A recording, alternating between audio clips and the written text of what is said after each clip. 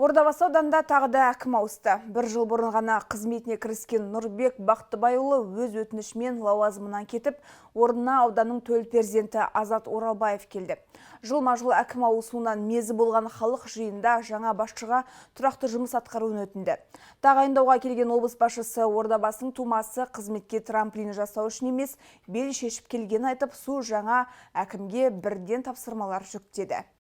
Ордабасыда тағы да ауыз түйіс. Қазақстан Республикасы президенті әкімшілігінің және Ордабасы ауданы мәслихатының келісімімен Түркістан облысының әкімі Дархан Сатыбалдының өкімімен Ордабасы ауданының әкімі қызметіне Оралбаев Азат Әбдуғалиұлы тағайындалды. Жаңа әкімді аудан активіне облыс басшысы таныстырып, алдағы мақсат міндеттерін айқындап берді. Бадырақ Нұрбек Бақтыбайұлы басқа жұмысқа ауысуына байланысты өзін берген өтініш негізінде қызметінен босатылды.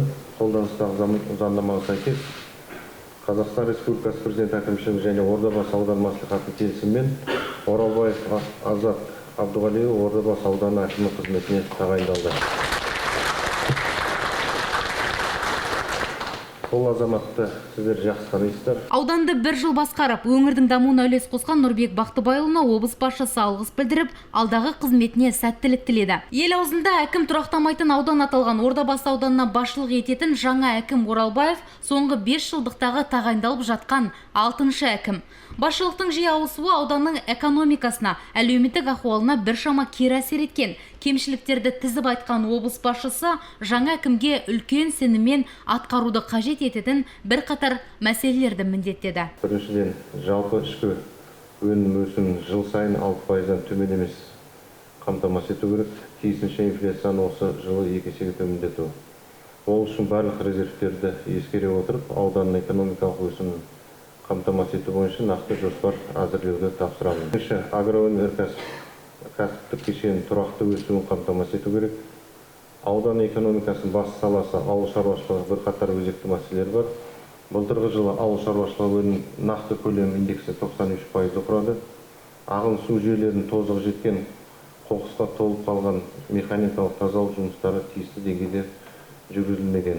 Азат Әбдуғалиұлы ауыл шаруашылығын дамытуды жеке бақылауға алыңыз. Үшіншіден, елді мекендерді абаттандыру. Қазір әр апта сайын аудан қалаларды аралап жүрміз. Бізде арнайы аппаратта мониторинг топ құрылған. Сол топтар күнде қандай жағдайда екенін көрсетіп отырады бізге. Оған тек қана әкімшілік емес, полицияда, басқа да экологияда барлығы атсалысу керек. Тазалық жұмыстар сын көтерілмейді. Былайша айтқанда, жолда келіп жатқанда ары бері жүргенде бәрін көріп қарап отырамыз. Ішкі сыртқы көшелердің келбеттерін ретке келтіруді тапсырамын. Төртінші, ауданда ішкі жолдардың сапасы сын көтерілмейді.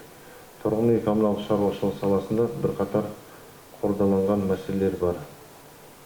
Газ мәселесі, су мәселесі тағы да біраз жиналып қалған. Электрмен жабдықтау қамтамасыз ету бойынша нақты шараларды қабылдау қажет. Және бір мәселе әлеуметтік салаларда кемшіліктер көп. Ауданда бірқатар аурулардың өсуін байқалып отыр. Оны біз тиісті осы аппаратпен жабық жиын өткіздік. 9 айдың қорытындысы бойынша тағы да жиын өткіземіз.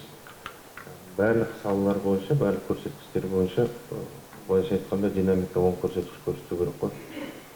Кәмелетке толмағандардың арасында қылмыстар ерте жүктілік орын алуда. Білім беру мекемелерінде балалар қауіпсіздігін қамтамасыз ету бойынша жүйелі шаралар қабылдау қажет. Аудан халқы жаңа әкімге сәттілік тілеп, өнеркәсібімен өңірге танылған Ордабасыны көркейтіп, жеке өсу үшін емес, ауданды алға жылжыту жолында табысты еңбек етіңіз деп тілек білдірді. Дархан Амангелді өзіңізге үлкен алғысымды білдіргім келеді. Қасиетті, ынтымағы жарасқан Ордабасы ауданы әкімдігіне жауапты қызметке ұсынып сенім білдіргеніңіз үшін.